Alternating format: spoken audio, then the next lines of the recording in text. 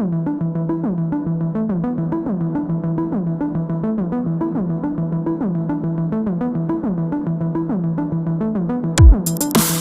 this sixth module, we are discussing weak interactions. And in this ninth video, we talk about neutrinos, which are the only particles that interact exclusively by weak interactions.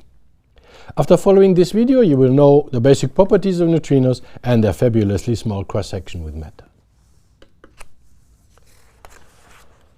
The processes involving neutrinos are only due to weak interactions because neutrinos carry neither electric nor color charge. The process through which weak neutral interactions have been discovered is the elastic scattering of muon neutrinos of electrons, namely nu mu E minus goes to nu mu E minus.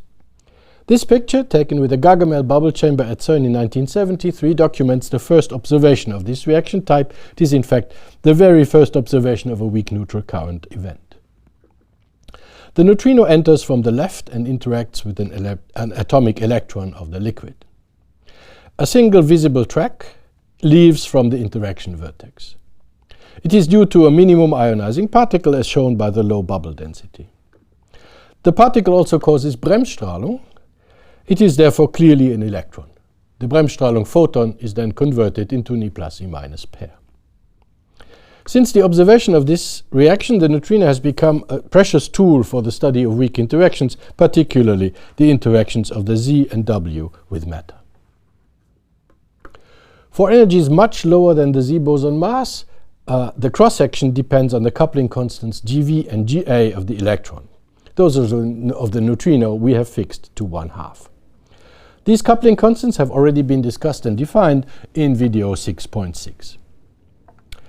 The cross-section is valid for neutrinos of the second and of the third generation, that is to say nu mu and nu tau. For the antineutrino, the cross-section is indicated by the lower equation. It differs from the neutrino cross-section in the sign of the interference term between the vector and axial vector contributions. Neutrino electron cross-sections are extremely small. The proportionality to E nu comes from the total energy available in the initial state, S, which is P plus K squared, or in the approximation of zero neutrino mass, it is 2 times the energy of the neutrino times the mass of the electron. This proportionality is regularized at high energy by the Z propagator, hidden in the Fermi constant Gf. At 1 GeV, the cross-sections are of order Autobahn. The rates are thus desperately low. Obviously, the neutrino can also interact with quarks through the exchange of a Z boson. This image was taken with the same Gargamel bubble chamber in the CERN neutrino beam. Here we show the original negative picture. The neutrino again enters from the left and interacts this time with a proton of the liquid. There are 3 hadrons coming out of the vertex, 2 positively charged and 1 negative, as shown by the curvature of the tracks in the magnetic field. The proton in the middle interacts with the nucleus of the liquid. Both pions are slowed down by dE by dx and absorbed. The neutrino escapes without leaving a track. Neutrinos also interact via W exchange in charged weak interactions, like in this example. The neutrino once again enters from the left and interacts this time with a neutron. A mu minus leaves the chamber with minimal ionization. A highly ionizing proton is visible at the vertex. A pi zero decays into 2 photons, which in turn are converted into E plus E minus pairs. The 2 charged pions interact with the nuclei of the liquid by the strong force and produce other hadrons. You see by these examples that bubble chamber images contain a lot of information and are very graphical. They are easily interpreted to identify the reaction and the final state. It were in fact photos of this type which awakened my fascination with particle physics in the 1970s. But this analog technology is of course no longer in use today. We had seen that for neutrino-electron interactions, the cross-section is proportional to the neutrino energy.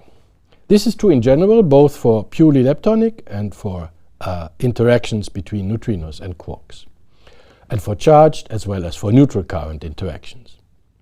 Here you see the compilation of the particle data group of neutrino and antineutrino charged current cross-sections divided by the neutrino energy to better appreciate the proportionality. You may wonder if at some point a cross-section that increases with energy will not violate the unitarity limit. Indeed, the neutrino cross-sections are regularized by the propagator of the W and Z boson at very high Q squared. But to see this effect of the propagator, we need fabulously high energies beyond 10 to the 15 electron volts in the laboratory frame, that is to say 1000 TeV. This graph shows a calculation of the cross-section at very high energy.